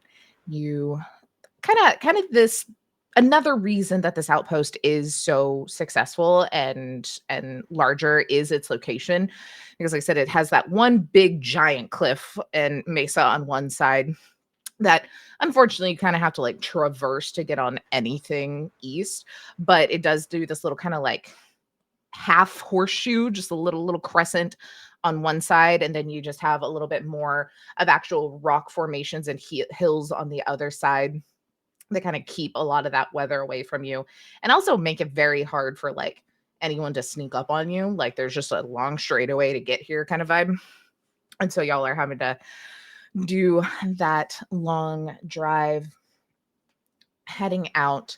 The sun is bright as it is, still midday or so, and it's starting to get hot. You can see those kind of heat waves, the sand kicking up. I'm sure Caspia has some like little goggles or something to kind of run up next to the car without getting sand in the eyes. I think a helmet, like a motorcycle helmet. Oh, Yeah. Oh, hell yeah, you do. I think also there's like Rumble has the music and bass going, and I don't know if it's just like dark dubstep or what it is exactly, but it's that one where it's like it just sounds like somebody is like hitting an electric drum, like I can't make it with my voice, but it's just, and yeah, and then there's like, oh, man, I wish I could describe it, but it is very just like, and she's like pedal to the metal, focused on the road, and the Dust Bowl, the track that I described it to y'all, but I'll describe it to the audience. The Dust Bowl is a sand track, and it is like tilted, so it kind of like dips. There's like a bowl, but it's just kind of like a big circle. So driving on sand is very familiar to her. This is like no biggie whatsoever. But yeah, there is very loud and obnoxious music going on, but it is fueling her like fucking forward. It probably sounds like the same song for like 30 minutes too. So if anyone wants to tell her to turn it off, you can. She might turn it down a little bit. Anne Marie is making up like shanty lyrics to it. the dubstep shanties. Yeah, yes. Yeah. Yes. Love it. Oh my god. Dark dubstep shanties. I want this now.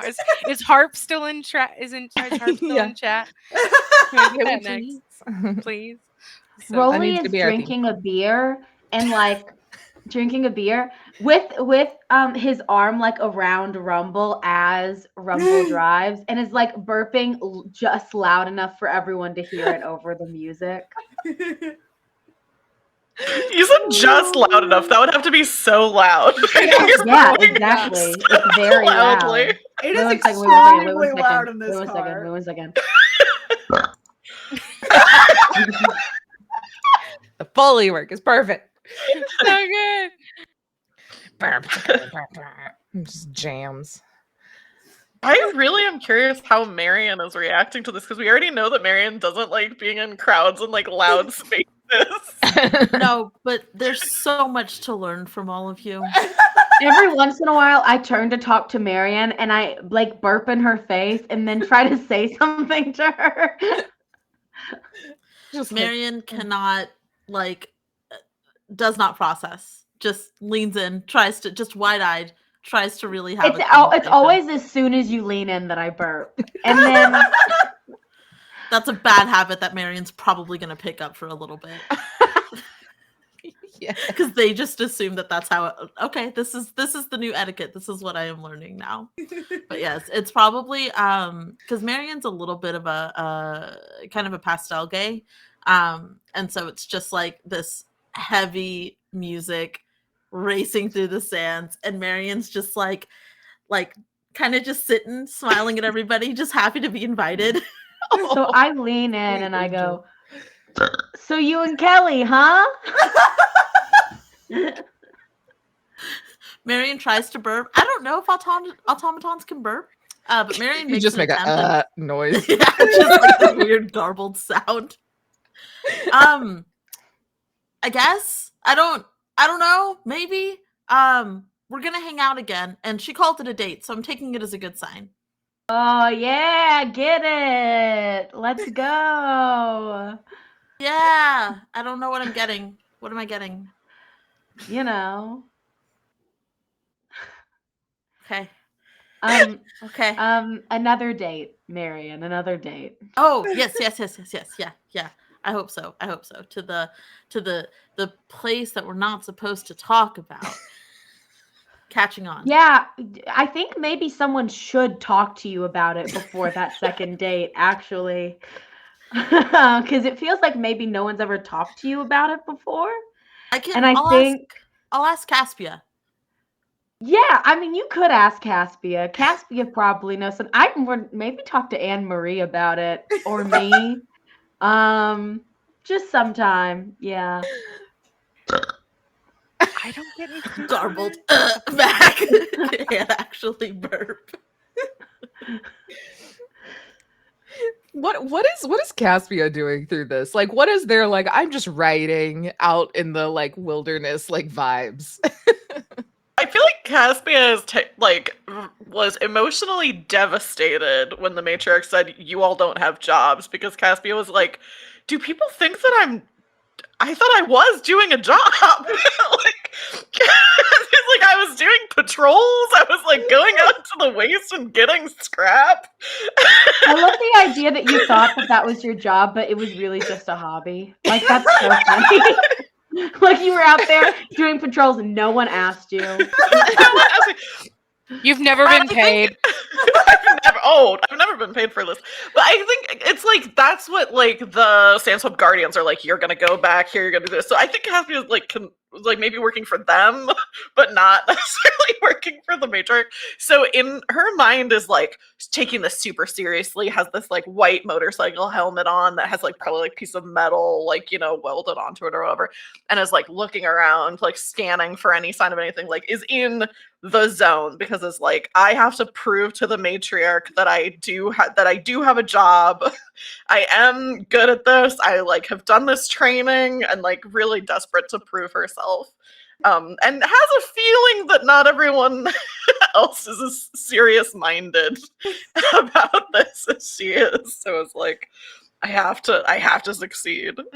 Anne Marie had kind of the same reaction when she said that we didn't have jobs, but it was more of a, oh, cool, people think I'm cool and I don't have a job.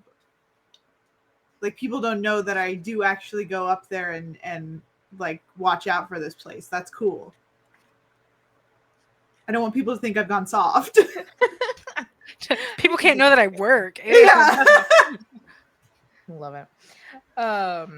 So yeah, y'all are just driving, you are vibing, you are anxietying, whatever it may be in this moment. And like this goes on for a good minute, because the map that y'all had, it was like good bit before possibly there was like a deviated path, and then like y'all haven't seen any reason that they would have done that early for any reason. And kind of keep going with it. And you kind of keep going for a good bit, and you know that when we'll say that the matriarch kind of told y'all that when the team previously had left, it was kind of like a, oh shit, someone spotted it, but their like car was full, we got to go get it now. So they would have had like to come out stay the night and then finish the job the next day was kind of the vibe, because they just wanted to get there first. And it was a hot minute to get there. So y'all are going for a bit, and I'll say probably Caspia first, just because you are like so on look trying to like prove something here. You notice after a bit, we'll say it's been like 4 hours of y'all like driving, because it was like 5 hours ish to wherever this like salvage was supposed to be.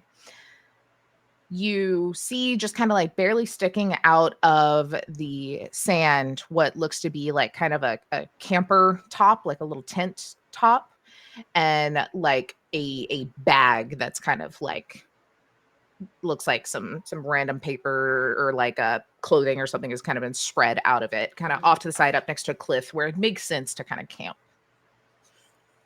Did you say we have like shortwave radios or Yes. something, or was that just okay?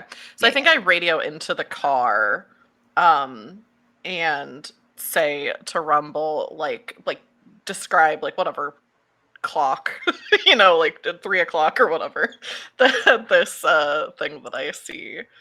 I did so that not everyone knows think about you it. said clock.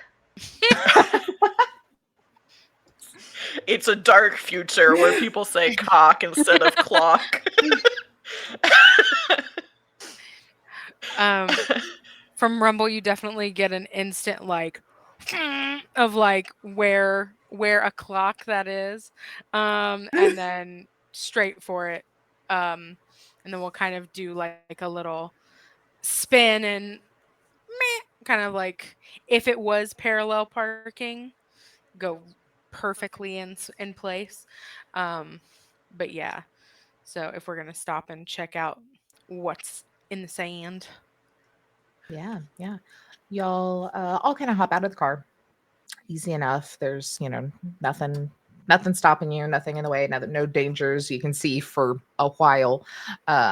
Mostly in like a few directions as you are up next to like another big like mesa and cliff. But like I said, it clearly looks not super buried, but like a few days worth of sand has been like thrown up on it in the winds.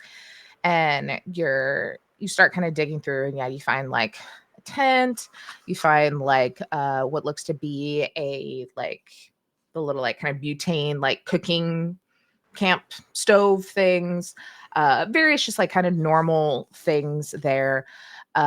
You pull out this bag and you find just like a change of clothes, just like another pair of pants and like a shirt and like, I don't know, a Rubik's Cube or something to entertain yourself when you're sitting out here, like a little toy of some sort. And then you kind of keep digging around trying to get through all of this. And nothing is like shouting any sort of like obvious, this was like our people, or what is this? Like it could be kind of anything at this point until Rumble, you kind of like pull on a strap of a bag and you pull it out, and it's your sister's backpack. Okay. I instantly like check pockets, open it, try to see if there's anything like A missing, or B if there was like enough time to leave a note, or like if there's anything out of place about it. Yeah. Um I'll say first, what's odd is how deep in the sand it was. It almost feels like it was buried a bit. Oh, okay. Like everything else looked like it was just kind of left, and the sand naturally kind of fell over some stuff in the wind. This one was like deep down. Like it was kind of like just the edge of the bag was even something that you were able to kind of grab and pull up. So like that's a little weird. First off, you start to like dig through the bag and you see like, sunglasses, extra pair of sunglasses, like scarf, like a couple of canteens for water, like pretty normal stuff that she would take out normally for her like general adventure. But then your hand feels like fabric, but like a canvas, like a parchment, more like very thick. And you pull it out and it's like a rolled up, like this wide, like this big around, like rolled up piece of like really thick canvas, something. Does not look familiar to you. Okay. I think I'm gonna like stand up with that and the backpack and kind of look over to Caspia and just ask, can Poppy like dig here lightly? This is my sister's bag and it was buried. But maybe there's something else. And just in case there's a person, maybe be careful. And then she'll probably go back over to her car and kind of, like she's not hiding this like object, but she'll go back to her car and have kind of like the safety of the car to open it up and see like kind of what's on it, in it, Mm-hmm. what it's about. Yeah, absolutely. Is anyone else joining in either the digging or the looking at this weird thing? I want to know I'm what's great on at the digging. weird thing. I can do it. Love it. Yeah, I think Caspia tells Poppy through this like mental connection to, because has this like long sweeping tail, so to maybe use the tail to like kind of push the sand out of the way so that so that Rolly can do like the digging, and then Poppy's tail is so that it's not your sister or a person or something isn't going to get hurt. Right. Yeah, absolutely. So y'all kind of start digging through this, and you're not finding too much more that deep. As you kind of dig, you find just like a couple of other items that is like clearly theirs. I think one thing that you maybe find also kind of a little deeper that makes sense, but not as deep as the bag is like essentially a like one of those old like ammo tins that has just some more like supplies and provisions in it. It was kind of like, it seems almost like stashed. But nothing really out of the ordinary. Nothing looks necessarily like damaged or bloody or any sign of a scuffle. Like it all just seems either buried in the sand or just time has like covered it. And it's a little odd. For those looking over Rumble's shoulder, as y'all you kind of go and sit in the car out of the wind and able to unravel this. There's like or unroll it, not unravel, but like unroll it. It is a map, like old school pirate treasure map vibe. Yes. Everything looks different, but the same on this map, as you can pretty easily start to notice. I would say especially probably Anne-Marie is able to start to notice like landmarks of like, oh, this is clearly this mountain range. This is clearly those like mesas. This is clearly a river came through here. This is this. And you're able to kind of put together that this is just like very old pre the wastes. And there's just, again, very pirate vibe. X marks the spot. Right where Fantastic. the map of this supposed salvage was found. So here. Further, you're not there yet. You found a camp on the Oh. way there. Mhm. I see. I see. So they camped before they got there, seem to Oh. have buried their stuff and left some things. Their car is not here. No other sign of them is here. And it's like, And there, an hour down the road, essentially. and there was nothing in the map. It was just the map itself. Just the map. Okay. Mhm. Okay. Can we? What's like the timeline on this? Like, how far? Like, there are a few days ahead of us, but like, Mhm. how many? Like only one day? Like 2 days? They've been gone 3 days. So it was 3 like days. Okay. 3 days. They left like near the evening on day 1. They've been gone all of day 2, and this is day 3. They have not shown up for what should have been just Okay. an in and out. Okay. And do I see any signs of like their car, like tire tracks or anything around here? It's all At this point, okay. yeah, the wind would have blown Yeah. it enough. Okay. Mhm. Yeah. Okay. Great. Well, I mean, we might as well just go after the treasure then.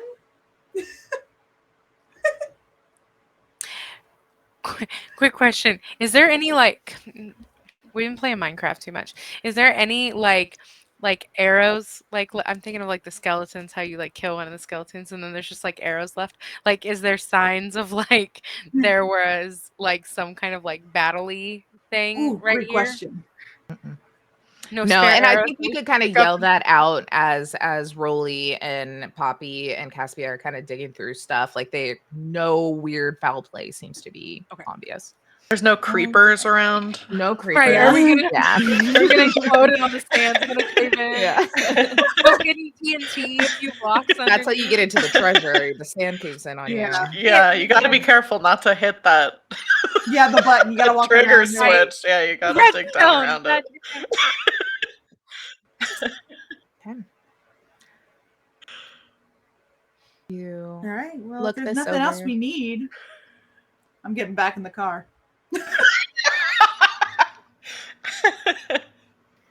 Yeah, I'll fall All asleep. business. Let's go. I hop on the hump. There's only 4 of you. You don't need to, but They still. hop on I They need like to, it. believe me. They So it's like like the a hump. It's a weird They're situation where so like close to Marion because Marion's at the side and they're on the hump in the middle. it's like a chauffeur situation, only me in the front and the 3 of them in the back. Don't need to. There's a shotgun seat right there, but no.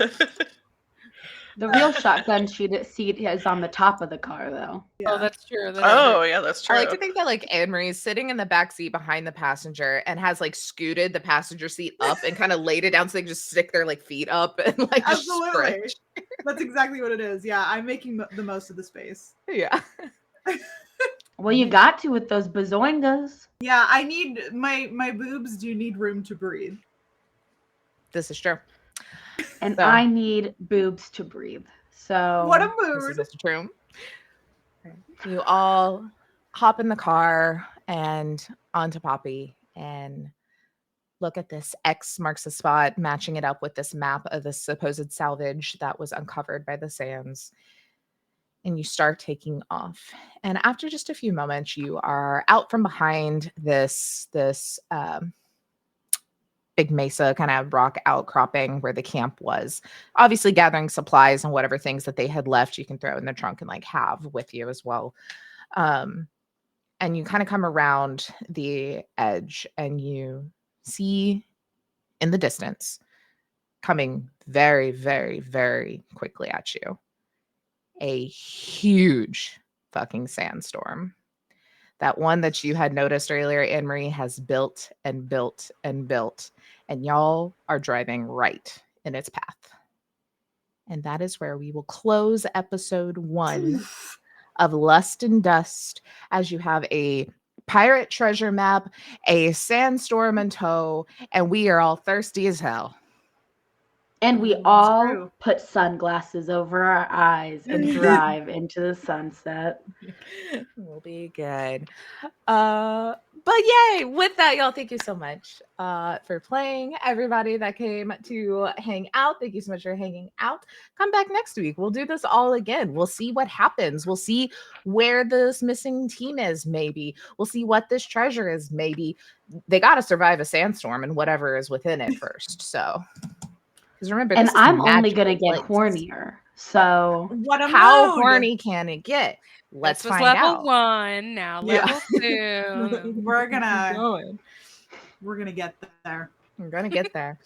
All right, y'all. Let's real quick go around and everybody tell me where you're from, where people can find you. Not like where you're from. We don't need like your backstory. We don't need your life Dox stuff. My ourselves. address Don't is dox this. yourself, unless you wanted to, you just like send it over. But like where people can find you online and what you got coming up. I'm gonna do the same order. So Blair, unmute. I'm gonna keep talking for a moment. Blair, will you go first? And I already pulled up my calendar. It was quick. This time's quick.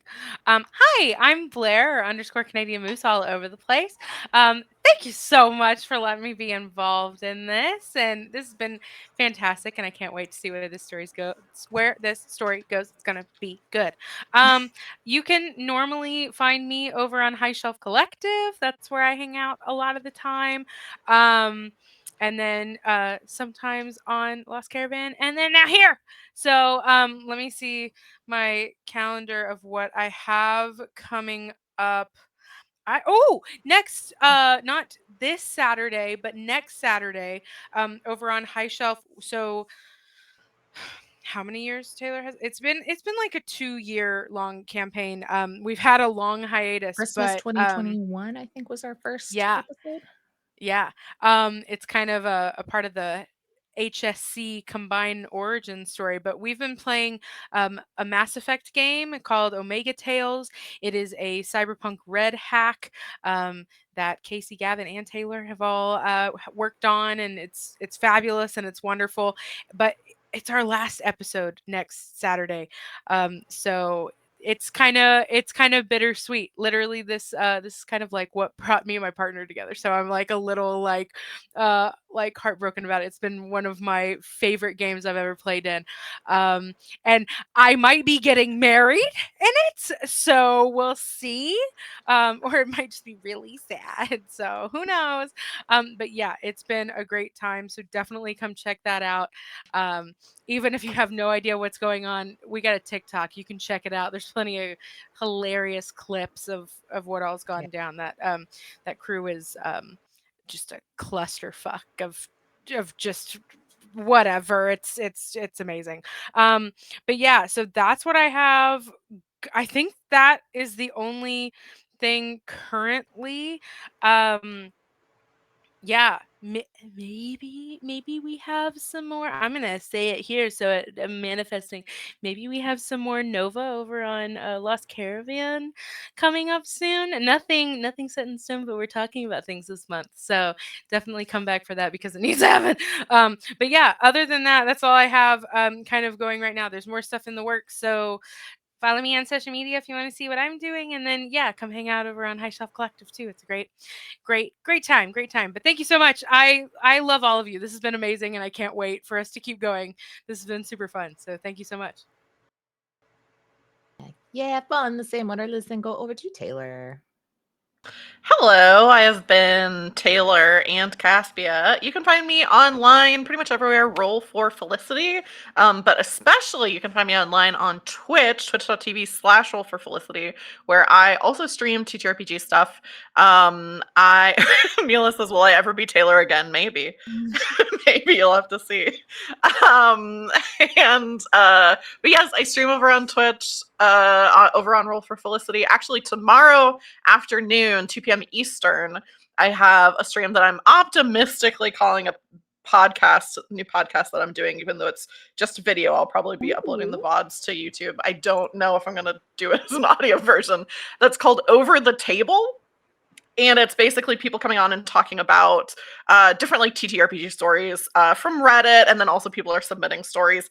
It's going to be really, really good. The first story that I'm reading to my two guests tomorrow is titled in my notes, Vampire the Masquerade Sex Elevator. So Nice. We've all been there. So definitely come hang out for that. That's going to be tomorrow, and I have some fun like stuff that chat can do during the stream to like voice their opinions. So that's tomorrow. I'm also facilitating a game of Monster Hearts 2, a mini series on Girls Run These Worlds. So we just had episode 1 last week, but 5 more episodes on Tuesday. Like I think it starts at 4 on Roll for Felicity. Girls Run These Worlds.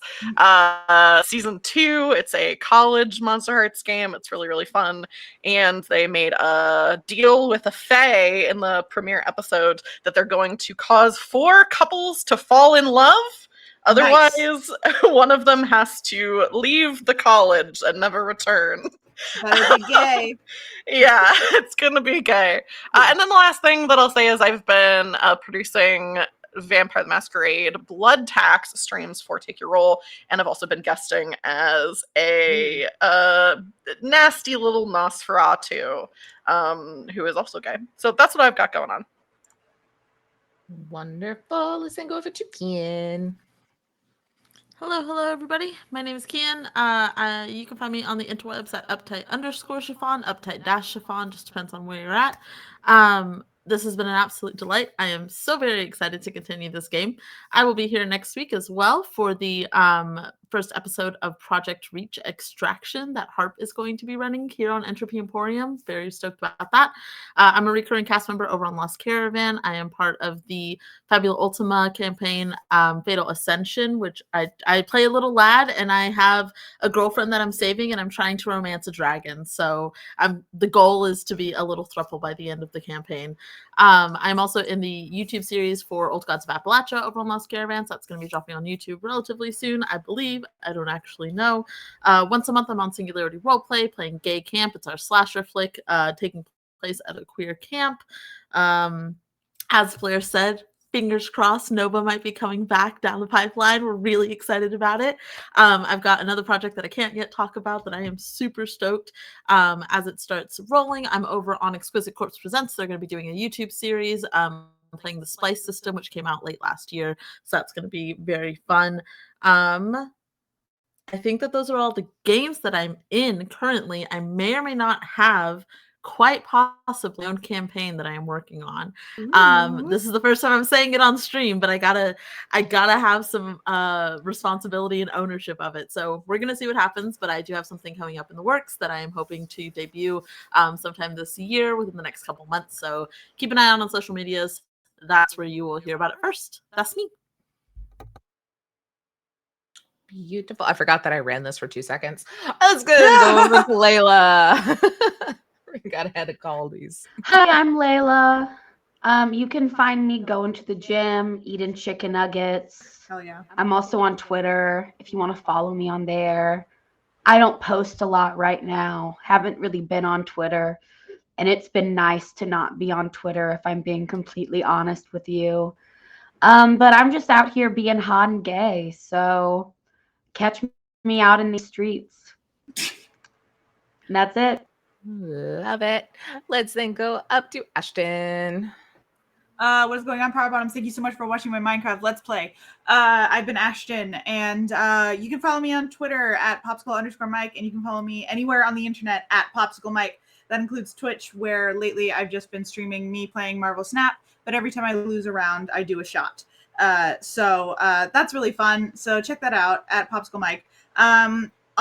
This Monday on the worst days, we are starting our new long form campaign, roller rink. So it's 1982, I believe, 83 maybe. And we are all teens working at a roller rink. And we're going to have a few weeks where we're just hanging out, being cool teens. And then the horror is going to start, and most of us will probably die.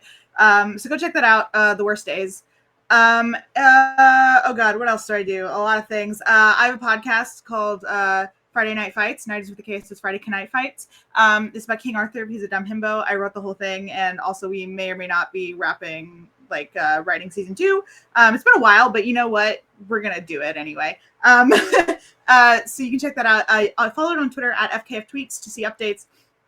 But if you don't want to support my good work, you can support my bad work, which is at Cars Conspiracy on Twitter. And that is a show called Written in the Cars that we are also starting back up again. And we bring on guests every week, and me and my co-host scream about Pixar's Cars and how the world works and pretty much how cars have sex, because Lightning McQueen definitely fucks, and we just don't know how. My favorite podcast. Yeah. I love it. It's so Honestly. good. Truly. All right. And then I've been Taylor, and only Taylor, the storyteller today. Not the only Taylor, but I have only been Taylor. As we have established, there's multiple in life and in-game Taylors. I think you can take over the mantle as the only Taylor. I'm happy to. Absolutely not. Absolutely not. You're both Taylor, and I love both of you so much. And we're not doing this. Thank you. I'll fight. Tussle. But you can find me at Potato on the new Butterfly site, as well as you can put underscores for and after that on Twitter, which we talked about sucks. I don't ever post on it except for retweeting when I'm doing things. So that's that. To be honest, that's all I ever do on social. I need to get better at that, I guess, or maybe not. I don't know. I'm 30. I don't care.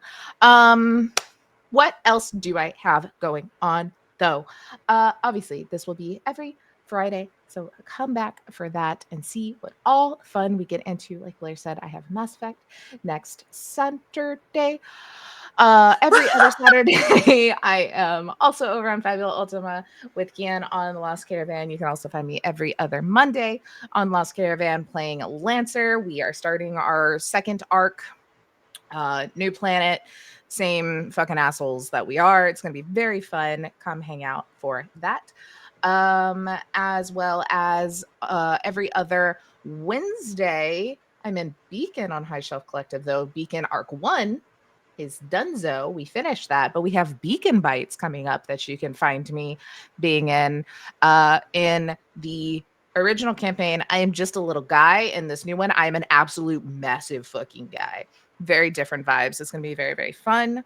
You can also find me every other Tuesday on High Shelf Collective playing in Werewolf 5e campaign. We are also absolutely fucked in that, and it is feral, and we're a bunch of assholes. It's a theme, I think. I think those are the streams I have. If I forgot one, I am so very sorry. But also, if you like podcasts, if you like magical girls, if you like queer love and narratives, check out Bloom and Blight wherever you listen to your podcast. It is a Girl by Moonlight campaign. I am the director for it. We have an absolutely amazingly beautiful cast that just like makes me cry all the time. It's so good. The first half, we're on a little like mid-season kind of break, but the first half is released. Plus, the holiday part 1 of our holiday special is out, and part 2 will be dropping soon, so you can watch those. And those, we had a guest GM, and I got to be a player. Who was I? I don't know. You'll have to listen to find out because it's someone within the lore of the world.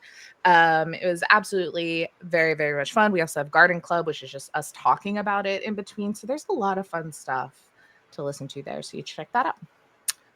I think that is all the things that I have going on. So come back here on Entropy Emporium on the 18th for the wonderful game run by the wonderful Harp that Kian talked about earlier, as well as the 27th for the beginning of another wonderful campaign ran by, or I think it's GM Liz, but what's it called? Facilitated by Amber, Space Jammer. My brain's gone. I'm glad we're wrapping this up because I could not continue to storytell at this point. And thank you so much, everybody, for hanging out. Thank you so much, Jeep, for making this wonderful channel and letting us be your first ever stream. Like, you're not even like here on it, and that's so wild that you like trusted us with it. And I appreciate it so much. You shouldn't have. You really should have. Do you know how much we talked about boobs and like other private areas today? We're starting off with a bang. Not that kind yet. But thank you so much, everybody, for hanging out. We appreciate you. There was a note on who we are rating, and I've lost it. We're going to rate over to the Lollygaggers. So go show them all the love that you showed us and support whatever wonderful game they're playing. I see it just says Tabletop RPG. So it'll be a surprise. We'll see what it is when we get there. Thank you, everybody. You're wonderful. You're beautiful. You're all loved. Don't be a dick. Goodbye. Good night.